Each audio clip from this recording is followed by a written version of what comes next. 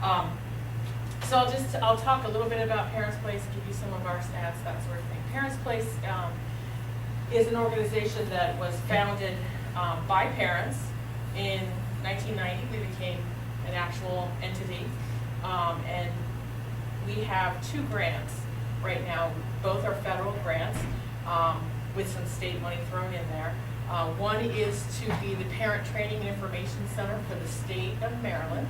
Every state has one. It's written into the special education law, IDEA, that every state has a parent center. And the purpose of that is to guide families through the special education process, helping them to understand what their rights are and their responsibilities are. Not necessarily doing it for them, but helping families to be able to do it for themselves.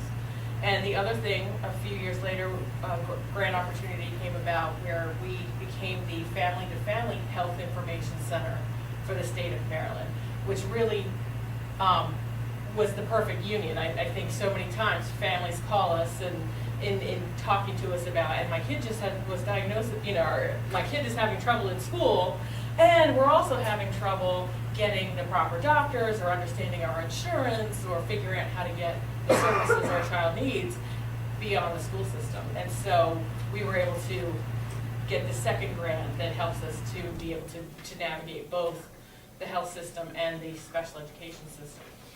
It's really worked well for us to be able to kind of double our efforts and braid our money a little bit so that families can get information on both sides of the lives that they live, all in one place. We also are the state affiliate, oh, there's a typo in there, of an organization called Family Voices. That is a grassroots, family-led, family-driven or national organization that's trying to promote health issues for families of kids with special education and disabilities.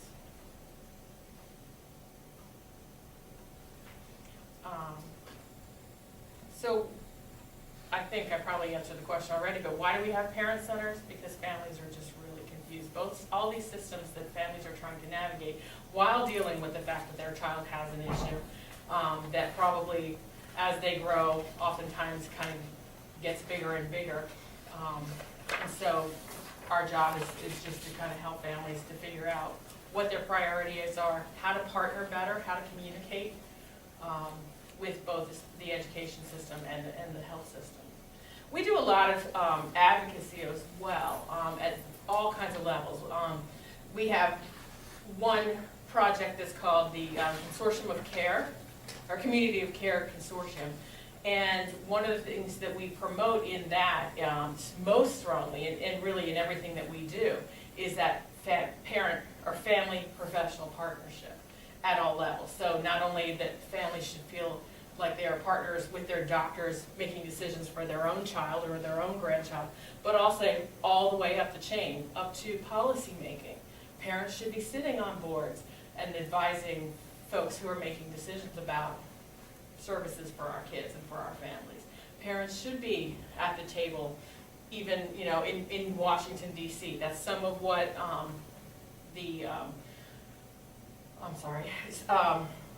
Family Voices does, and so through that we're trying to model that. We're trying to really live that because we feel so strongly about it.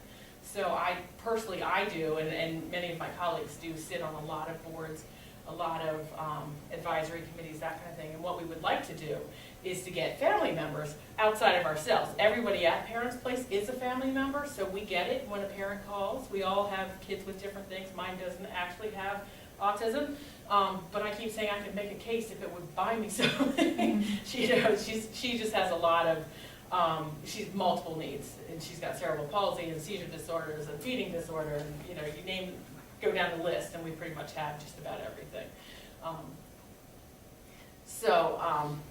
No matter where a parent is in the process, somebody in our office is there or has been there themselves. Our director has a 30-something-year-old, our office manager has a 35-year-old.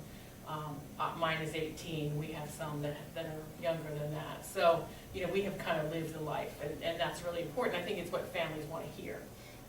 is someone who can just understand what they're going through. So again, what we do is to help families to learn to advocate for themselves. We do that through a variety of ways, including one-to-one assistance. So if a family calls and says, I have an IEP meeting coming up and I just don't even know what to make of this stack of paperwork I just got, we can help them sift through that, understand it, be able to figure out what their priorities are, what their questions are, how to advocate for those things. We do occasionally go to meetings. We have a staff of now we're up to 15 people across the state of Maryland, which Maryland is a small state, so it doesn't sound like it's that bad, but there's a lot of families who are calling, and everybody, the first question, we say, hello, I need a lawyer. And more often than not, you don't actually need a lawyer. You just need someone who can take the emotion out of it and help you to figure out what it is that you're entitled to, what your roles are, and be able to work with the team to get what you need.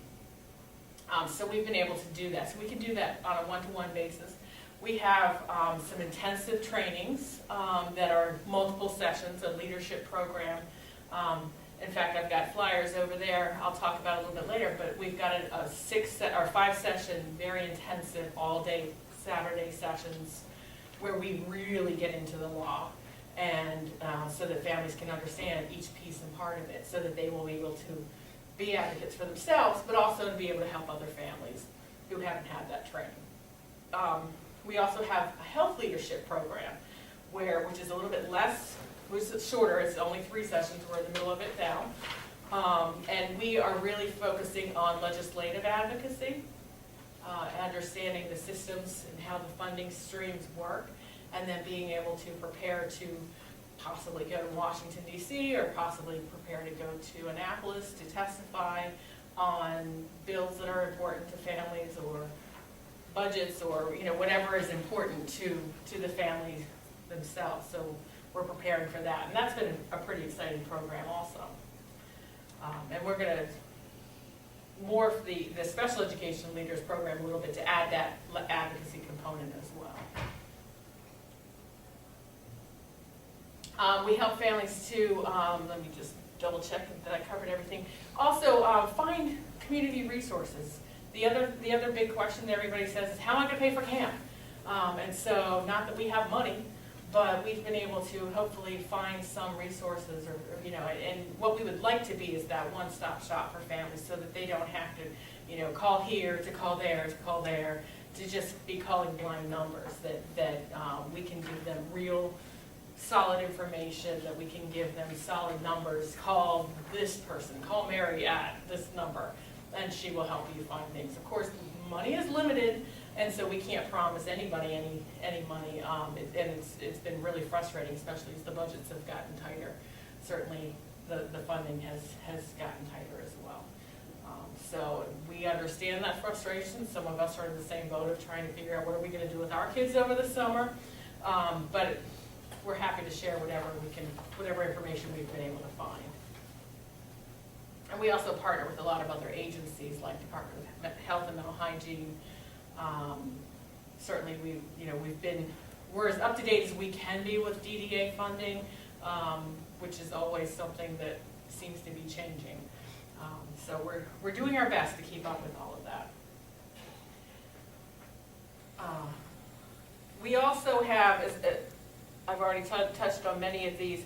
Some of the other things that we do are regional workshops, or day-long conferences that seem to be really effective. So maybe out and upcoming, and I don't have the information with me today, but in April there's a training, an all-day conference in Western Maryland that is more specific to those areas, but really it's going to be about the special education law. It's going to be about some health issues, that kind of thing. So there's some core things that we take to every one of our conferences, and then there's some topics that we fill in.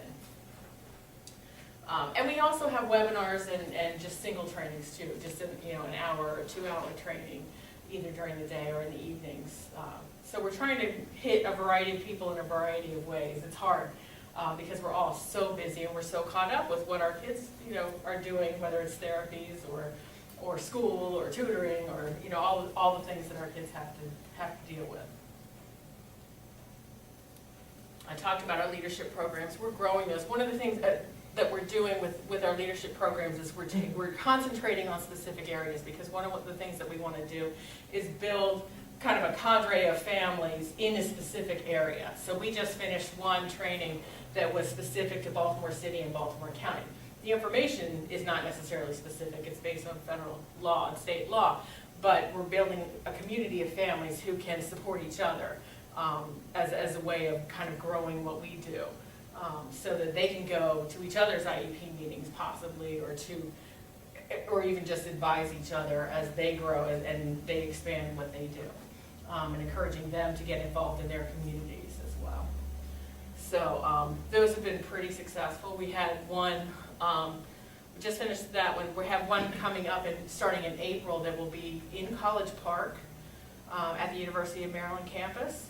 And we are concentrating on Anne Arundel County and Prince George's County, but we also have recognized that there's a lot of families that don't fit into those categories. And so as long as we have a couple from a specific area, or from a general area, say we have 2 or 3 from Montgomery County or 2 or 3 from Baltimore County or city, we would be willing to accept beyond what our focus is, depending on our numbers of applicants.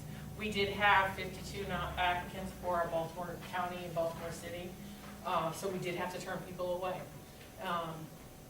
But this is a leadership program, and it's people. We want people who are going to be motivated, who are going to be willing to do some extra work. We do require about 20 hours of volunteer work, but it's very non-specific. We don't want to dictate what you do, because it's important for you to follow your passions. But what we want is for our leaders to get involved in different activities, and we provide opportunities as well as letting you find your own. So I sit on the State Special Education Advisory Committee, so certainly I would invite families to come see what that's all about and possibly join that. That's an advisory committee that needs to be 51% families, and it's not right now. And it's hard. It's hard when you have professionals who are paid to be there, and then you have parents who are trying to work it in. So we're trying to figure out how we can be a little bit more equitable with that, at least with our timing. They had been very much geared toward what was most convenient for school staff, and we're trying to make it more convenient for parents and families. Shifted over half an hour. I think that would really make a difference. They just shifted the CCAC over just like a half an hour.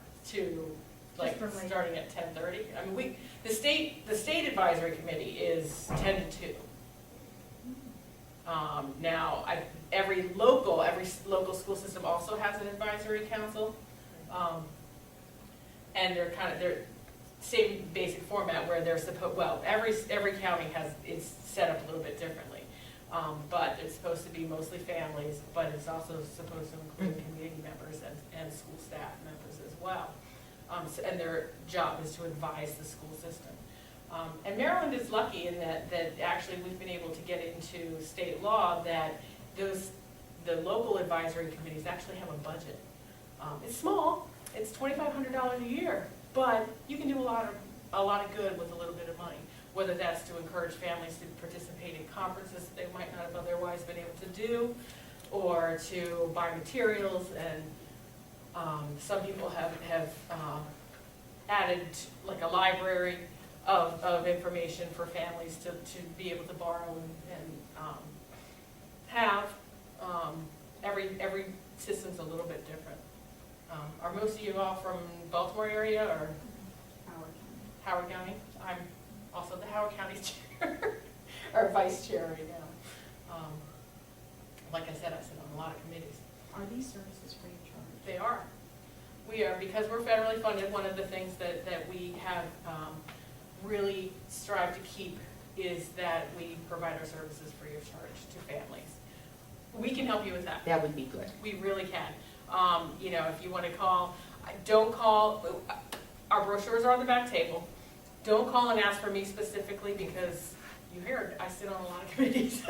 So I don't want you to get backlogged waiting for me, because everyone in our staff can help with that, but that's exactly the kind of thing that we can do and help you figure out, make sense of, you know, what you need to do right now and what can wait a little bit. Certainly those waiting lists are important. Unfortunately, not because you're gonna get help tomorrow, Oh, I know. It's like but the sooner you 15 get years. on, you know, the sooner you may get services if and when they become available. And you know what, they just added 50 new slots. Well, if it passes, if the governor's budget passes, and we're all keeping our fingers crossed, they're looking to add 50 more slots, 100 more slots to the autism waiver.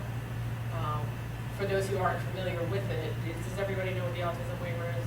Because I don't want to, you know, it's services for kids who are at risk for institutional level of care, who have autism. It's administered by the school system, so it's only until they turn 21, but then they, I think, usually can go right to the developmental disability waiver after that. But don't quote me on that, because that's the kind of stuff that changes all the time.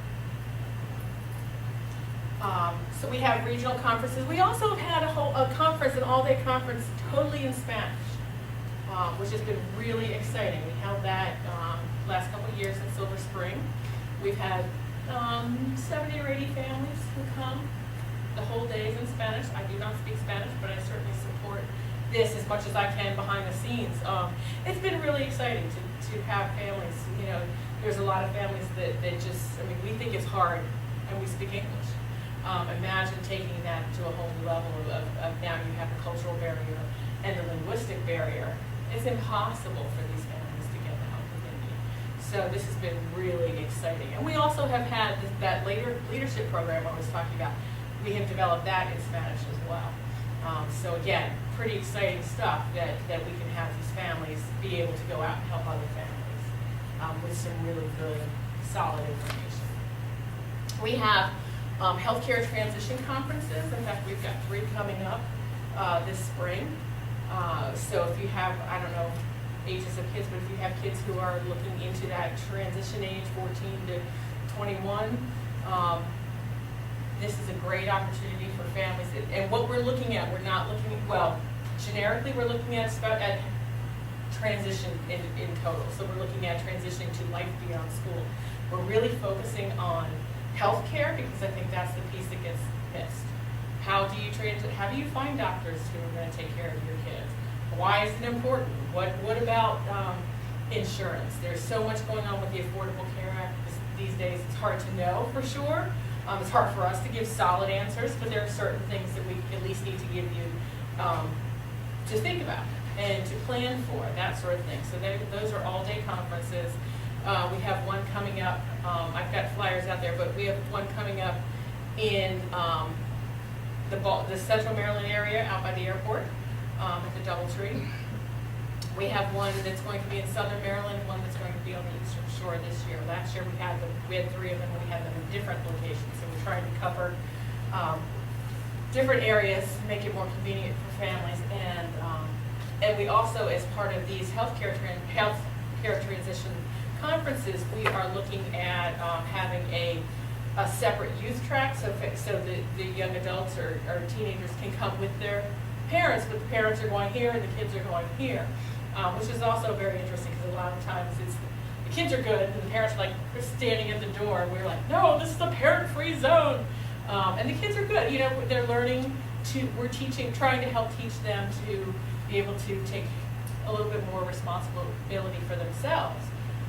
Because I think a lot of times, as I know as a parent, sometimes it's just easier to do it for them, make those appointments for them, that sort of thing. And no one ever talks about, even for kids who are typically developing, they don't talk about when you should get your kid to start making their own doctor's appointments, and how do you find a new doctor, and when is it, how long is it really appropriate to be sitting in the waiting room of your pediatrician when you're 20 and 21, and maybe it's time to move on out. And what about insurance and all of those things? So we try to do a little bit for the kids and as well as for the adults. So I talked earlier about our consortium of care, or community of care consortium. This again is revolving around healthcare. This is an area that we really do need some family support, but it's been really exciting that we have been able to bring together people who, from all different walks of life, all different places where they work and whatever, dealing with kids with special needs, or special healthcare needs, and we define that very broadly as the government does. Basically, any kid who needs more than typical amount of care is a child considered to have special healthcare needs. So my girls who have migraines, and my other daughter who has serious, severe physical, cognitive disabilities, they are all three considered to have special healthcare needs. So when you start looking at that kind of thing, and you look at, because they need extra care, there are certain principles that we are looking to kind of push, but they all are not, they're not rocket science kind of stuff, like the parent-professional partnerships, family-professional partnerships.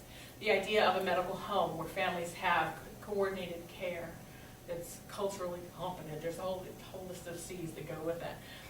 But truly, not just, not just in name, where families can get help, making a team essentially, led by their primary care physician, to determine what kind of care, and to kind of look at that whole person. I think that's one of my biggest complaints with my daughter, is that everybody has a piece of her and nobody owns the whole picture, except for me. And how do I know what to do? So, listens to you. And then it's very hard to get listened to. And it's very hard to get listened to. So that's, goes back, that's kind of both of these. You want the parent, the family professional partnership, as well as the medical home. We're promoting that services should be easy to use and in their community. There are places in Maryland, even in the city and counties, surrounding Baltimore, where there seems to be a whole lot more services. It still can be very fragmented. But if you're looking out at Western Maryland or the Eastern Shore, boy, those people are, they're having to drive in 2 or 3 hours to see a specialist. There's one county in Western Maryland that has no pediatricians, none. So we're trying to figure out, what are we going to do? How can we all work together? We have people who are all kinds of different agencies, the Department of Health and Mental Hygiene, DDA, the managed care organizations, priority partners, that kind of thing. Schools, some schools, state school system has been involved. Kennedy Krieger has people involved. Jackie Stone, for those who you might know her. Anybody who has anything to do with special education and health are trying to work together to make some changes around these areas. It's exciting that one of the things that we do get to do as part of our grant is that we give $7,500 mini grants. So if there's a project, now, it has to be for systems work. It's not just, a family can come and get something they want. We wish we could do that. But around these core concepts. And so we've been able to give some really exciting things. Like, we've been really focusing on developmental screening. Pediatricians do not know that they should actually be using a tool, not just their own guessing and their own experience as far as doing developmental testing at regular intervals for kids, including the autism screenings. So we've been out trying to do trainings for pediatricians. Now child care workers are going to be required to do the same thing. They're going to be required to be doing developmental screening. So we're trying to promote some different trainings around that as well. The exciting thing is we have some evidence based on one of our projects that we funded with that small $7,500 that has been showing that those practices that have been screened are actually doing the follow-up and referring families on to infants and toddlers where the kids can get services they need, because we all know that early intervention is key. Some of the other areas are adequate financing. We know there's not enough money. We know that insurance, what's interesting is people who have private insurance are the ones who are suffering the most as far as getting the services they need for their kids. And so we are trying hard. We have an idea about a catastrophic health care plan or health fund that is has been implemented in a couple other states like New Jersey, at the cost of $1 per employee. And it's been funded for years, and it has worked fairly well. So we're looking at maybe trying to pursue some legislation around something like that. Did you say that title one more time? The catastrophic? Healthcare fund. There's nothing in legislation right now in Maryland about that, but there are other states. And so that's one of the things that we want to look into as far as our advocacy goes. We are, one of the problems that we have is that there's so many state agency people involved, and they can't, of course, go pursue legislation when they're funded by the state. So that's, again, where we need families to get involved in what we're doing so that we can promote that with people who are not restricted in their funding. And we can support them. Youth in transition is another area, again, where we've talked about that a little bit, and developmental screening. So those are the concepts that we are trying to pursue, really, in everything that we're doing, as much as we can, but specifically in that consortium. So who do we help? This is what our data is showing, that most of the families that we're seeing are certainly the kids in school, 6 to 14, 15, or through high school, really, are the ones that we're touching the most. Kids who are really young, probably it's just a matter of finding us, and also if you're involved in things like infants and toddlers, you kind of feel pretty comfortable and supported. And then as you hit school, that's when things really start to kind of go crazy, huh? Interestingly enough, these are the categories that we have to report on. These are the autism is the top one that we get calls about. Kids with autism, ADHD, emotional disability. All of those things tend to be behavior related. So even though we're not an autism specific organization, we certainly are getting the calls around those areas. ppmd had almost 8,000 contacts with families and professionals last year. And actually, we've just increased our staff to 14. It really has been 10 of us making that many contacts. So when now you understand when I say we only go to some meetings, it's because we're taking a lot of calls. Hey, how are you? Good, you So we try really hard, and these are sometimes it's a family calling back several times to get either calling for new information or because some things just take a few calls to get through. But we are busy. We are trying very hard to reach families, and I think we're doing a really good job. We help parents and professionals. I think if you look at a lot of that is through our partnerships. A lot of it is through cross referrals, that sort of thing. We certainly do get calls saying, I talked to people at Kennedy Krieger, and they suggested that I call you. And we do it in a variety of ways through our phone calls as well as our emails and letters and meetings. Our newsletter, we have a monthly e-newsletter that has, I think has been pretty phenomenal with the information that we share.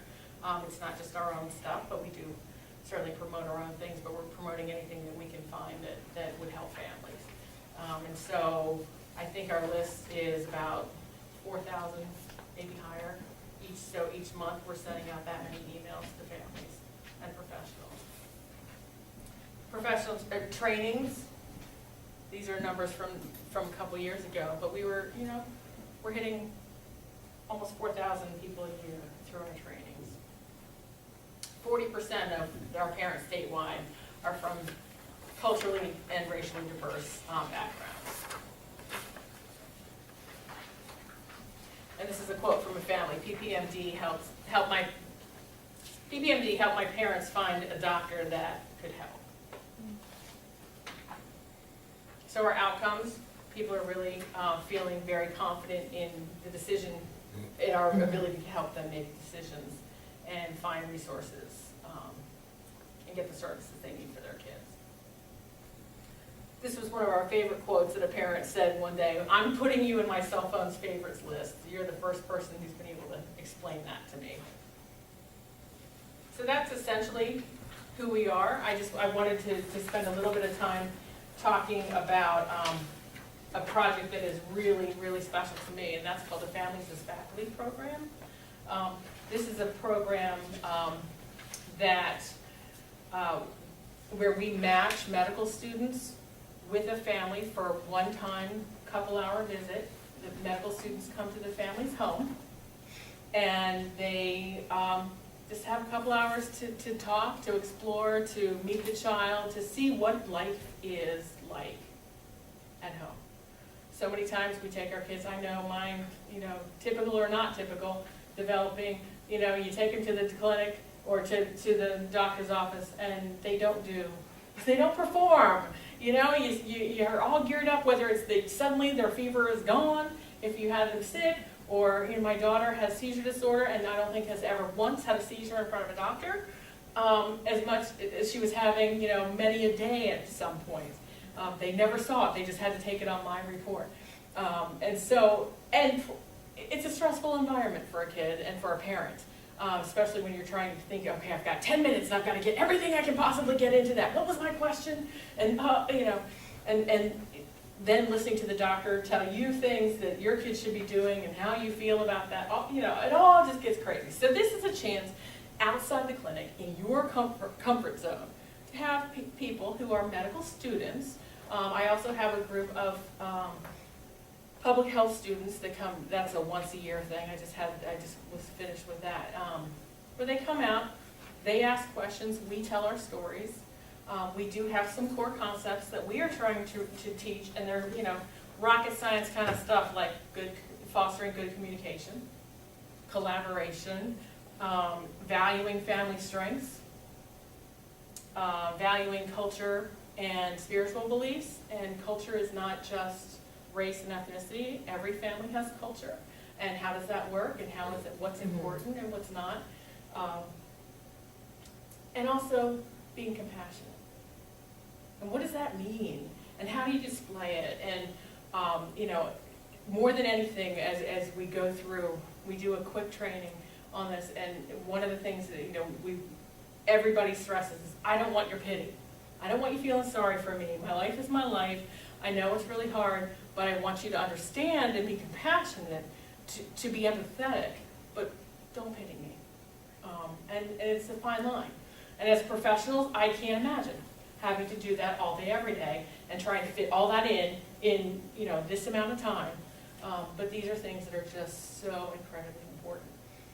And so we spend time telling our stories. It's not about bashing of doctors or bashing of professionals. It's about making things better for the next families that come through the door. And I think that's really exciting. I think, all of us have been dealt a bad hand, and it's what we do with it. We want, more often than not, we would like to take what we are experiencing and make it something positive. And that's what's exciting about this program, is we are having an impact. I'm lucky enough to be able to meet the families, to hear a little bit about their stories through our trainings, and then I assign students, and then I get to meet with them again afterwards. And sometimes it's important. Well, it's always important, but sometimes it's amazing to me how sometimes you still come back and you have a really skewed view. I had one family where the mom is she's got a kid like mine, this child was a micro preemie, so she was super, super early. She had cerebral palsy, has pretty significant disabilities. She's in a separate day school, a handful. As far as her physical disabilities and her cognitive disabilities. But mom is just, she's risen above it as much as she can. I'm sure she has her bad days, but but in general, she's a really positive person, having a great, wanting to share things and wanting to portray that positive thing, that, that she loves her kid. She does see her child as a blessing, even though it's a devastating diagnosis, no doubt. Life goals and that kind of thing are going to be hard, but there's still a lot to be positive about. There's still a lot to love about her daughter. And this one student came back and he was like, you know, nobody can have a child with that kind of a diagnosis and be that positive. She's clearly in denial. And I think those of you who are parents here, and probably those of you who are professionals, will recognize that, you know, that's not always true. Certainly, sometimes we have to put those blinders on as parents, and we have to only focus on what we can focus on. As my child, you know, when my child was younger, I could not look at what happens after she finishes with school, because the choices are not great. I'm not happy with the choices. There's not a lot of options for a child like mine. But, so I focused on what I could. I focused as far forward as I could, and then as she's gotten older, I have no choice. So I'm trying to, I still don't like the options. I still don't like my choices. I'm trying to make them better by sitting on those committees and advising and trying to make it better. But the reality is, now that it's here, I have to deal with it so I can. And so that's it, in a nutshell what this program is about. We do give a small, we call them reimbursements to families for participating in hosting a visit, partially because, you know, the students are getting something out of it too. They're getting a grade, or they're gaining experience, and we feel an importance to value the time of our families. And so we do give a small stipend. The great thing about this project is that you set up your schedule. What I do is I set out dates. I have this one group of medical students. They are they have very little time. So I am given, these students are available on this date, and these students are available on this date. So I throw those dates out and say, who can do it? And then if you can't do it, you either don't respond or you say, I can't do it. If you can do it, if you are available, you tell me that. I may or may not pick you depending if there's, because what I'm trying to do is create an experience for the whole class. Because they all come back as a group and they start talking about their experiences, I try to give a variety of experiences. So I don't want to have the whole group have kids with autism, because as much as they're individual, there's a lot of similarities. So I want to have one with autism, one with Down syndrome, one with ADHD, you know, whatever. It just kind of depends on what I have available, but I try to give a variety of experiences, so that they can learn also from each other, not just from their specific visit. And then I'll let you know if I choose you, you know, then you will be hearing from the medical student. If not, I'll say we'll try again next time. And I try, you know, and also I'm trying to make sure that everybody has an experience once in a while, as often as they would like to. So it really is, it's totally your decision as a parent whether you want to host or not. And then and occasionally I've had to come out again and say, okay, I don't have anybody for the 23rd, is anybody available? And luckily, for me at this point, my husband's home, works from home during the day, so he is my fallback. And I had a case, we had a family who, the mom was pregnant, and she'd been through the training, she arranged to have a visit, and her water broke before the visit. So she called me, I was like, okay. And I called my husband, okay, guess what, you're going to do a visit. So, you know, we can do things if we have to in an emergency situation. Again, that was kind of an interesting thing too, because the family had been in touch with the students, so I got to go back in meeting them and share the news that this baby was born early, but he was okay. So share all that good information with them too. So, does anybody have any questions further about Parents Place or what we do? Sure. I'm back to the paperwork Yeah. thing. Do you have the various forms and things At PPMD? We oftentimes can get them if we don't have them. We don't have stacks of forms sitting in our offices. But But you if can we know advise what that's you're forms we looking for, should be getting and Mhm. things? Okay, thanks. Absolutely. And we can help you understand and fill those out as much as we can. We're still trying to understand all of the acronyms. That will be a lifetime experience. There are some, and you know what, and again, let me know, because there are certain, we have dictionaries, so to speak, of, and I'm sure we can't possibly have everything there is to know, but we can help you with that too. We have fact sheets, one-page fact sheets that are really help break it down to simple language and get down to really this is the nuts and bolts of it. So we'd be happy to help with that. Yeah. Well, first, thank you for what you do. I'm a social worker here, so refer to you a lot. Oh, okay. My question is about, well, two questions really. One is, so there's these family navigators in each county. Yeah. That, right. It's called, they're supposed to do a lot of what you do. They do. The reality is they don't. For whatever reason. Do you guys have any plans to sort of connect with them? We actually, so what I can tell you is that what's interesting is that they started out, that organization, and yeah, every county has, not every county, one of the organizations that does that is called Meryl Coalition for Families and Children with Mental Health. Right. They don't have all the contracts, they have most of the contracts. Okay. That started out as a mental health navigation system Okay. that morphed to, we'll take anybody Okay. with a disability. Well, that is something like Okay, it does. And like Parents Place, they are staffed by family members of kids. They have had personal experiences navigating the mental health system. They do have trainings. I've not been part of their training, so I don't know what it's like. And I will tell you that in almost every one of our trainings, we've had one of them ask to join our training. We don't typically, our trainings are mostly for parents. Our priority is parents.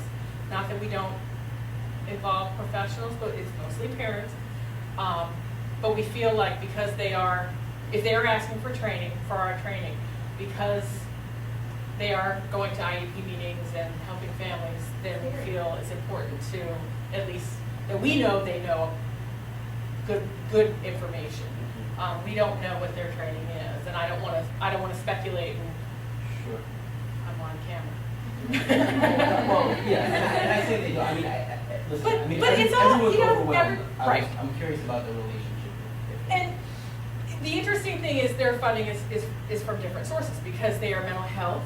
Mhm. The state mental health agency decided that they will deal with one agency, one family organization, and they have chosen that one. So they are getting a lot of funding, which is why they have somebody in every county. We have people mostly in central Maryland, but we have a satellite office, or home office. We do have someone in southern Maryland who covers the 3 counties down there. We do have someone in western Maryland that covers the 3 counties there. We have someone on the eastern shore that covers 9 counties, which is a lot, and it's a lot of area, but there's not a lot of kids and people. So, which is why she's got so much, and ideally we'd love to have at least 2 people and split that up, but the reality is funding streams are tight. And it varies from county to So, county. and it absolutely varies county to county, so we do partner with them on occasion. We do try to do some cross-training, but there's clearly some territorial Okay. issues that I don't know what to do about. We try. Yeah. You know. The other question was about sort of the entry point. So do you still want families to call the main number on your webpage? Express whatever their general concern is, and then you guide them? That's the easiest way to do it. Okay. We do have people, the problem is trying to have that streamlined. We have the person on the Eastern Shore in Southern Maryland. They do have direct numbers. We didn't want to publish those because, if they left the organization tomorrow, those are home office numbers that may not stay with us. So that's how we do the main number. We do have a process in the Central Maryland office so that we do an intake, and then that case is assigned, and you would be contacted within, I think it's 72 hours. You should be contacted. You will be given, in that intake process, we find out what the issue is. We try to provide at least a triage of, here's some fact sheets around the issues that you have spoken to me about.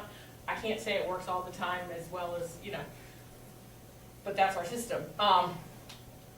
And then we assign it and someone gets back to the family. We cover, in the Central Maryland office, we're covering, whatever, it's Hartford County all the way down to Prince George's Okay, County. even if I have someone from And- Eastern Shore, just still call that main. You can, yeah, because I can't give, unless you have that other person's number. If you have that other person's number, or I don't have it memorized, but I have it on a piece of paper somewhere, I can give you that number and they can call directly, that's fine. Once you have those numbers. Okay, all right. The easiest way for a family who doesn't know is to just call the main number, and we will then tell them. Okay. We're not trying to keep secrets, it's No, not I get it. about that. Yeah. It's just trying to streamline the process a little Sure. bit. But I know it does make one more call for the family No, if it's they're good. calling the main number, and then have to get in touch. But then, if they call me, then I'm gonna let Bonnie on the Eastern Shore know, Mhm. by email, and I'll have taken that person's information, and so they could contact the family that way. Okay. Any other questions? Where we are?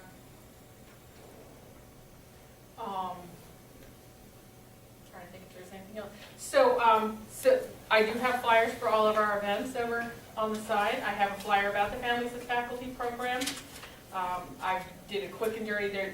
We would do a really, maybe an hour-long training. I've been trying to desperately to do them by webinar rather than trying to get all kinds of people to drive to one location. If that's not effective, if families are wanting to participate but can't do the time and date, I'm happy to meet with the family on my own, as I will be later, with somebody, or however that works. It's not a big deal, it's just a matter of making sure that they understand the core concepts and what we're trying to do and the process.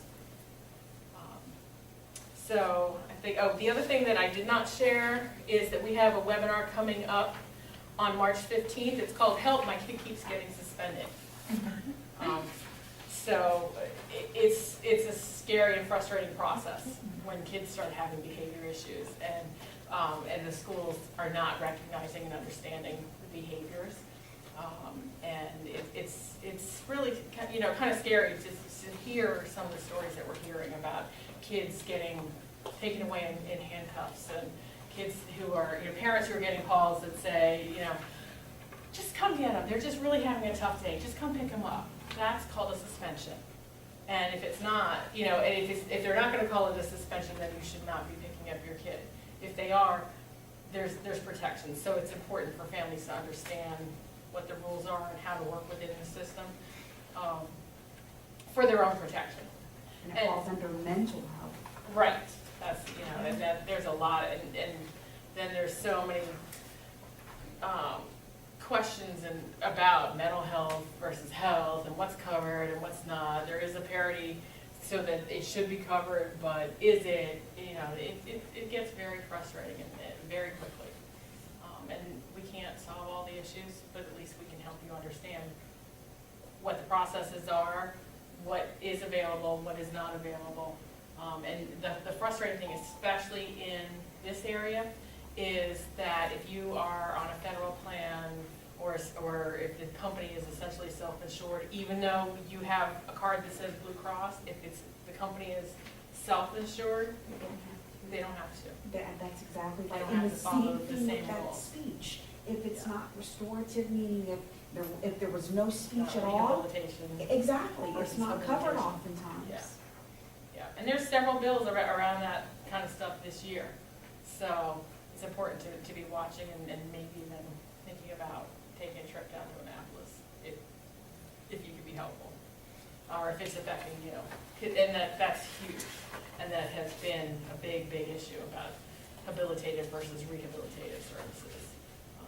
There is a work group that I understand is occurring, but it's insurance company, one or two families and doctors, and they can't even agree on what is habilitative versus rehabilitative. You're right, and when you have a PPO and don't require a referral, you often learn this after you After get a the bill. fact. After you have an $800 bill. Yeah. Yep. Yep. So, that's how it works, unfortunately. And so we're trying as much as we can to make things better through the many projects that we have. So. Do any of your flyers actually have your main number on it? The brochure in the back, Okay, great, where you thanks. signed in, has our number and our address. Thanks. Okay? We are working on our website, don't judge us, please. We're trying hard, we've got some new people in, trying to fancy it up and make it more interactive, because we know it's not. We know it's not. We hate it. It's not bad. It's all right, Yeah. but there's a lot of information we have Yeah, that we want up there. yeah. And we have some restricting sources. We have to be 508 compliant, which means that we have to make it accessible. So we can't have moving pictures and that kind of stuff to make it pretty. And then our materials have to be vetted, and that's a very, very difficult process. So we do have a technical assistance. There's an organization called PACER that is the Parent Training Information Center in Minnesota, but they are also the national technical assistance to us. And so their stuff gets vetted. They get paid extra money to get their stuff vetted. So, you know, a lot of times we are using their things. So just don't, you know, it's not that we can't produce our own materials, it's that we have restrictions. But the materials are really good. And we would like to get them up and accessible to everybody. So that's coming, and that's really exciting, because I think that'll help a lot of families, just to be able to, you know, they don't want to talk to a person, they just want to go get some information and be on their way, and we'll be able to provide that too, in addition to all the other things that we do. I thank you all for coming. Thank you very Any much. questions you have?